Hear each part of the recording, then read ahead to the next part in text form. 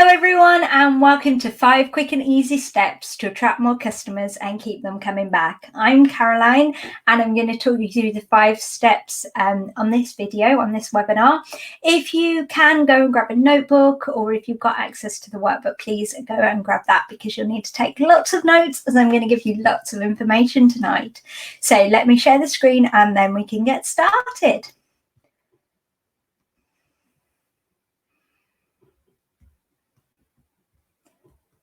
There we go.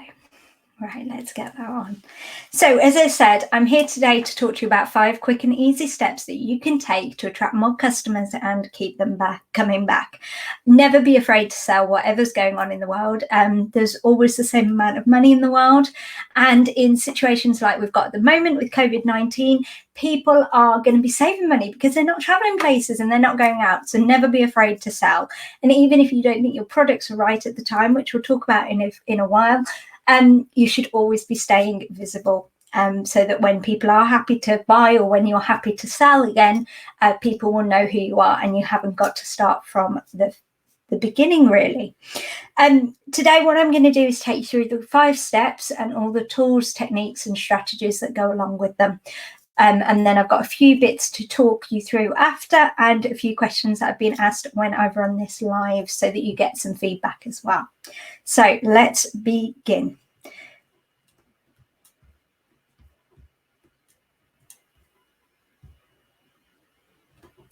Bear with me.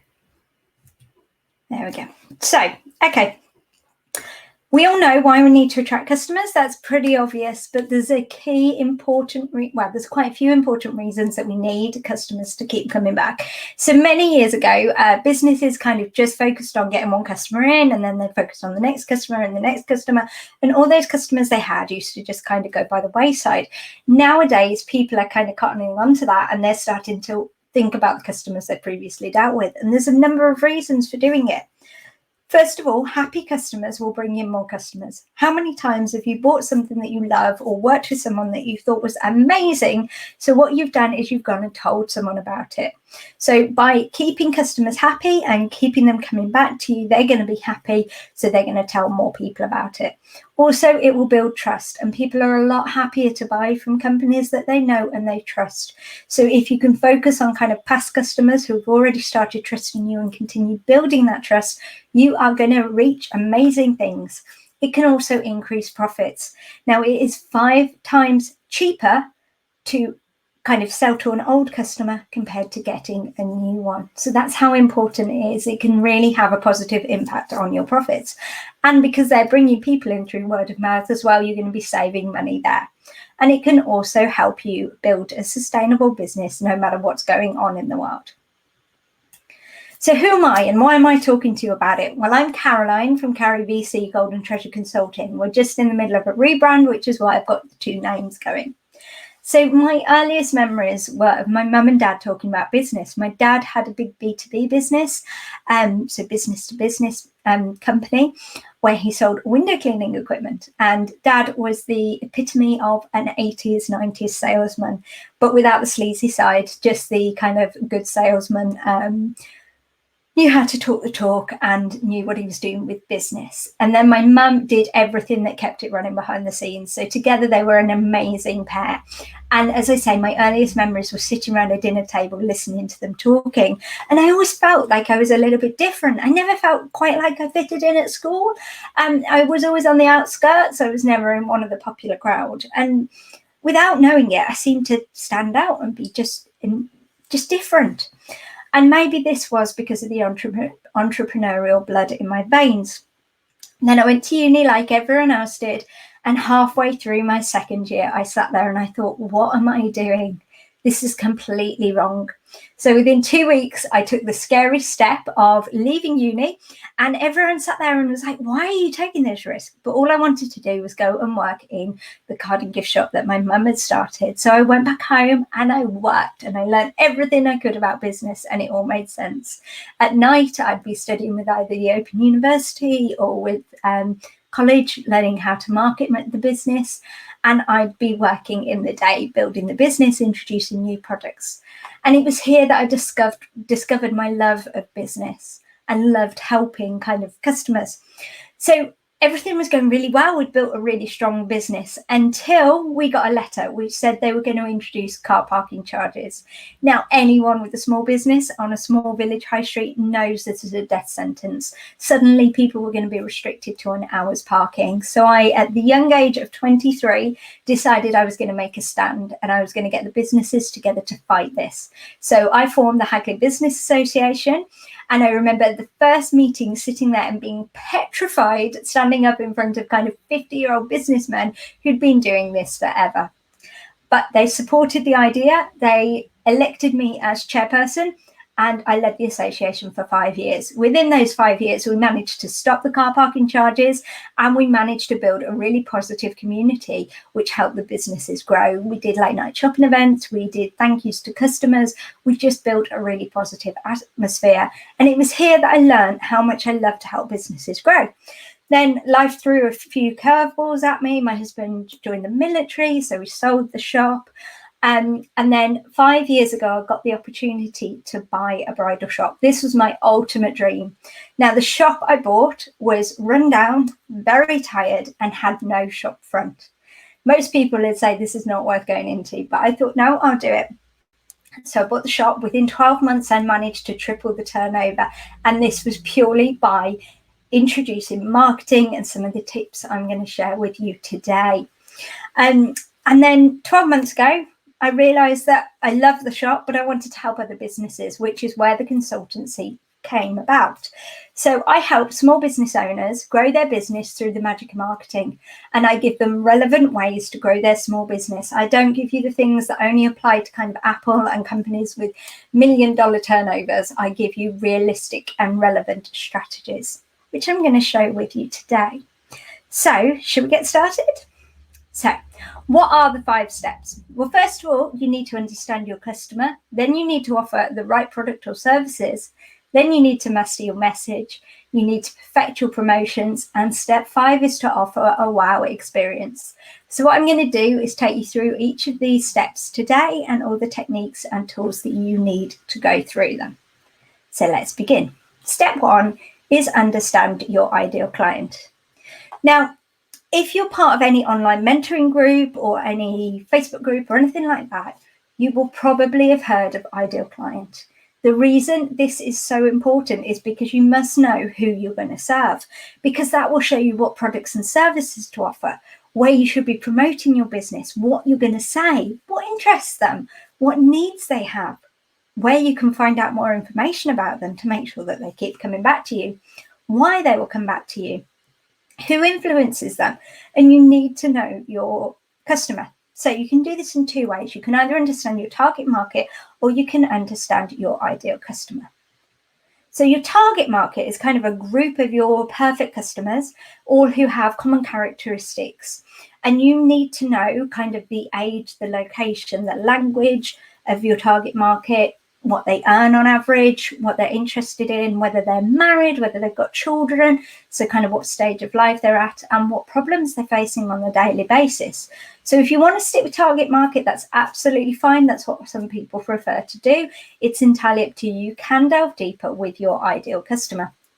Now, your ideal customer is like a fictional character that you're coming up with. I like to think of them as like a main character in a novel I was writing, so you know them really well. Now, you don't need to necessarily worry about hair or eye color.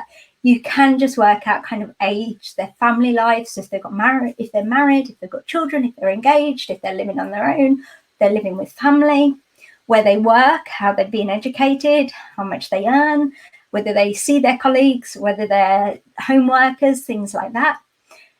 What's their friendship group like? What do they do in their spare time? What's their social life? Who are they interested in? Do they go online? Do they hate going online? Do they go to coffee shops? Things like that.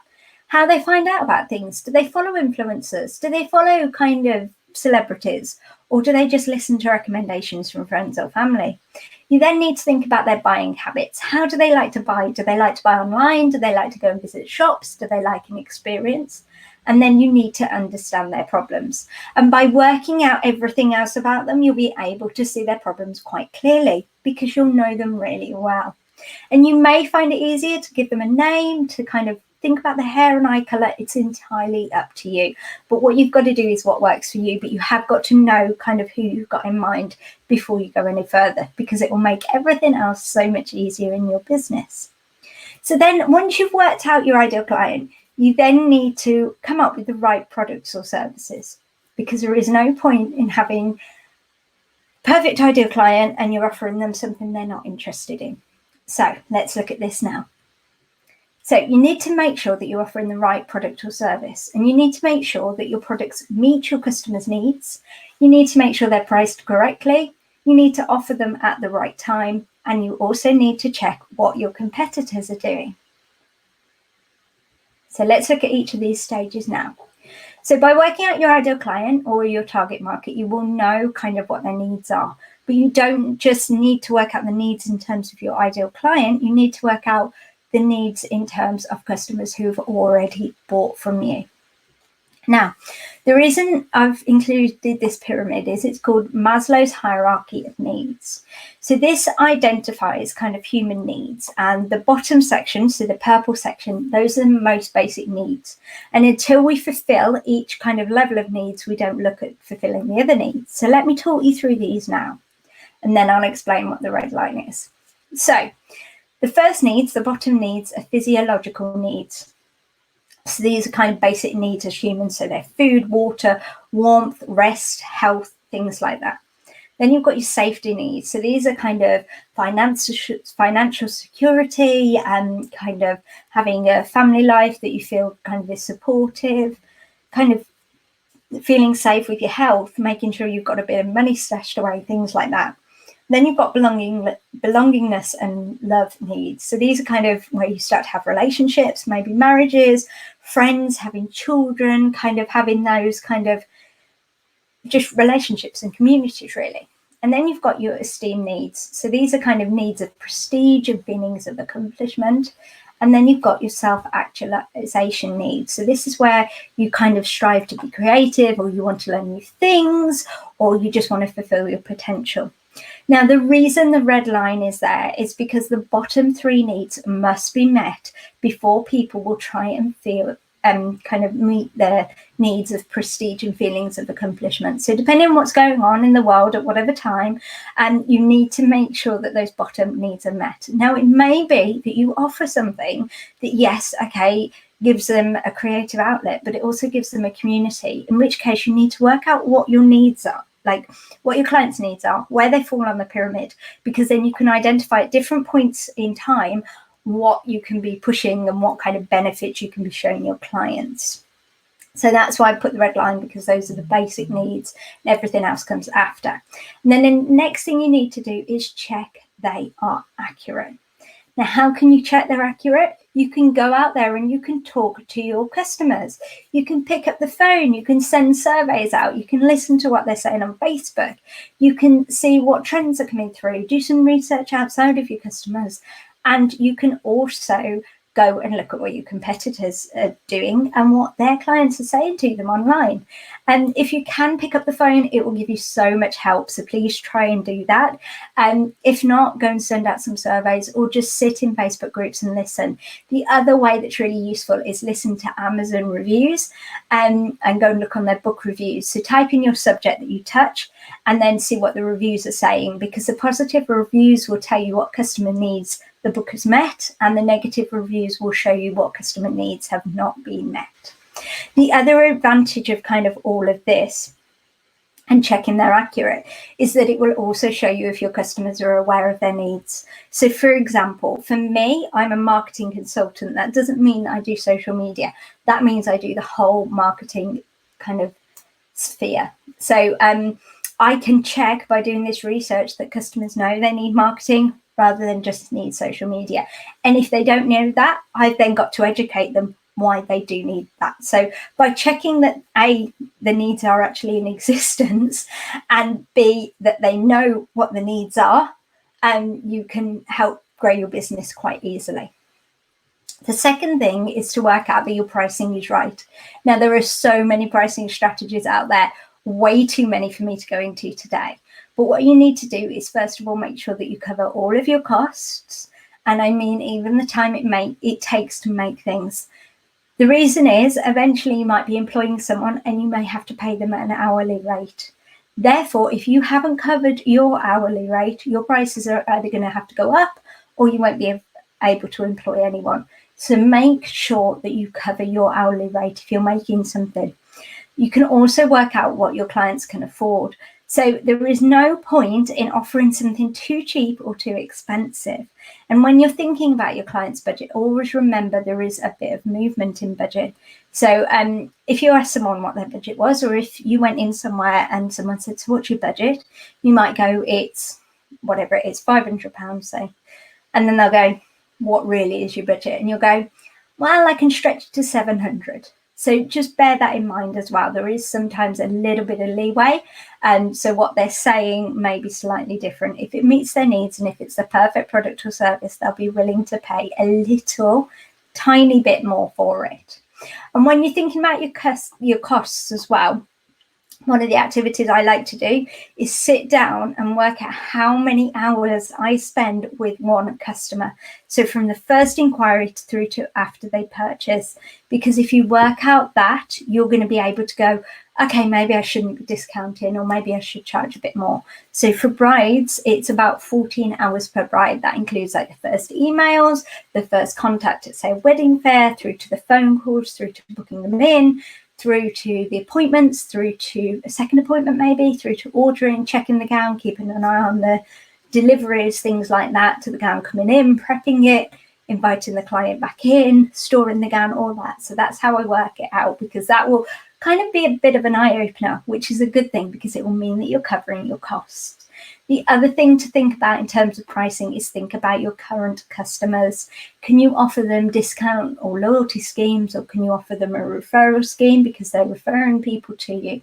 So think about pricing rewards for current customers, because that will help them keep coming back. And then the next thing is it the right time? Now, right now, we're in a bit of an odd situation with COVID-19. But people are still buying things.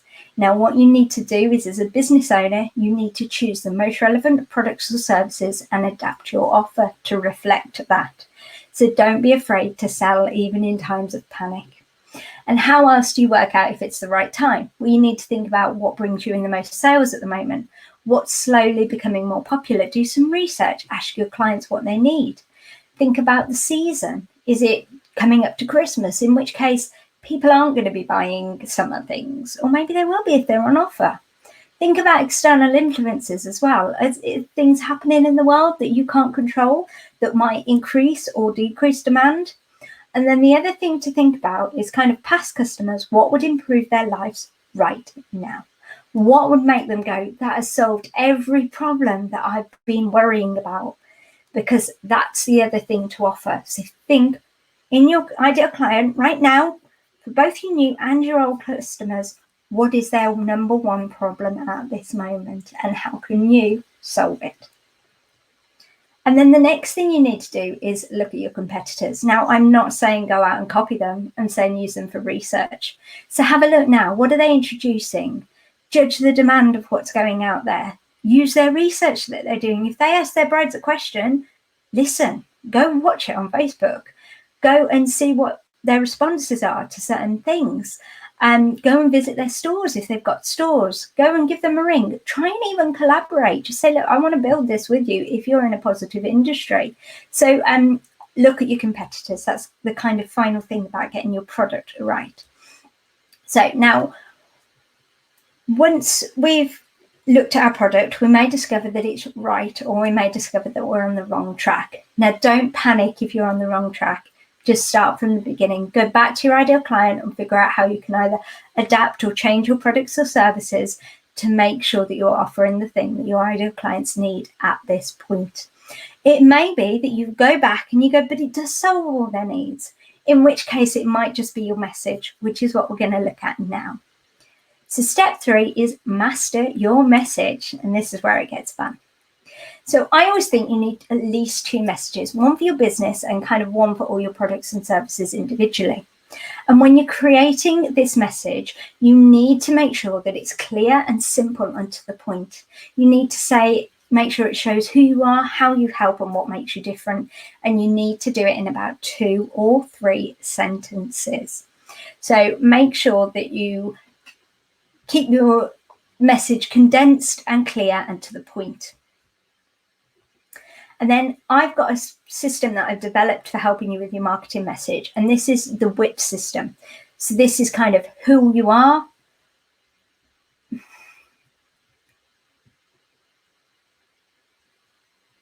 So I always think you need to create 2 messages, one for your business and one for kind of your ideal clients.